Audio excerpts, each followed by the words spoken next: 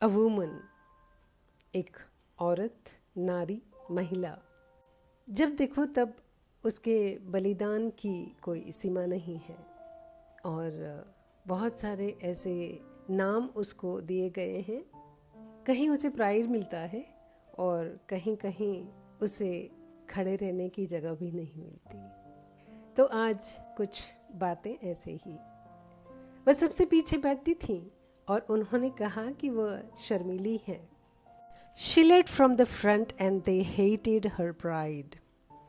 जब वह नेतृत्व करती थी तो उसके अभिमान को घृणा की नज़रों से देखा गया। उन्होंने उसे सलाह मांगी।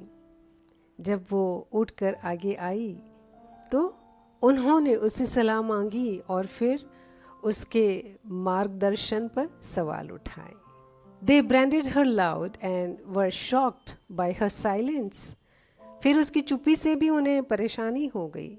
उसकी चुप्पी से चौंक गए, क्योंकि आमतौर ऐसे होता है कि जो समझदार होते हैं वो किसी की बेहूदगी वाली बातें होती है उसका जवाब देना ज़रूरी नहीं समझते, उचित नहीं समझते। जब उसने कोई महत्वाकांक्षा साझा की तो उसे पागल करार दिया गया, और जब उसने कोई महत्वाकांक्षा साझा नहीं की तो उन्होंने कहा कि ये तो बड़ी दुख वाली बात है, ये एक दुखी आत्मा है, ये एक दुख भरा जीवन जी रही है। ये सब सुनने के बाद में उसने अपने स्वप्न बताए, अपने जो ड्रीम, अपने जो डिज़ायर थे वो उसने बताए, और वे कहने लगे कि वह पागल हो गई है। सीमा देखिए आप, किसी को अपमानित करने की। उन्होंने उससे कहा कि वे सुनेंगे वो जब कुछ कह रही थी। फिर उन्होंने अपने कान ढक लिए अपने दोनों हाथों से और उसकी बात अनसुनी कर दी। और जब वह डरती थी तो वो लोग उस पर हंसते थे। जब वो चाहते तब उसे गले लगाया करते थे। और उसने ये सोचकर सब सुन लिया कि उसे कुछ करना चाहिए, क्योंकि कब तक सुनकर चुप बैठी रहती थी। Be the girl, they told her to be best as she could. लेकिन एक दिन उसने पूछा कि उसके लिए सबसे अच्छा क्या है। पता है, उसे जवाब में कुछ भी नहीं सुनाई दिया, कोई जवाब ही नहीं मिला। हर किसी को खुश करने की कोशिश करने के बाद क्या मिला उसे? एक दिन वह जंगल में चली गई और वृक्षों के संग खड़ी हो गई। उसने हवा की फुसफुसाहट सुनी और पत्तों के साथ नृत्य करने लगी।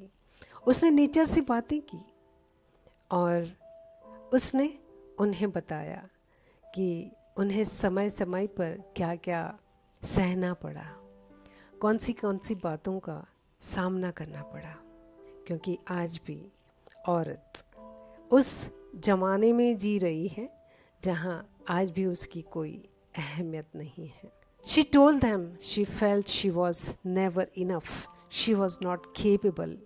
ये कहने से ज़्यादा बेहतर ये होता था कि वो या तो बहुत छोटी थी या बहुत ही दूर, बहुत ज़ोर से या बहुत शांत, बहुत उग्र या बहुत कमज़ोर थी, बहुत बुद्धिमान या बहुत मूर्ख, बहुत साहसी या बहुत नम्र।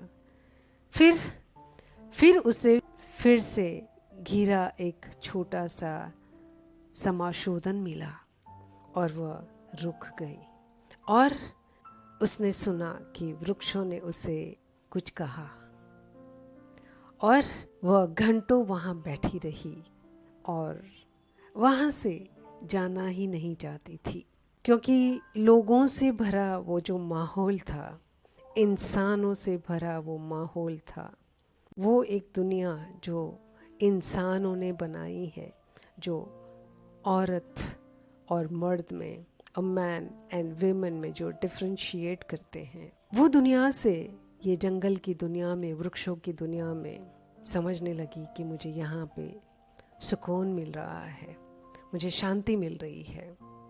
वो यहाँ से जाना ही नहीं चाहती थी।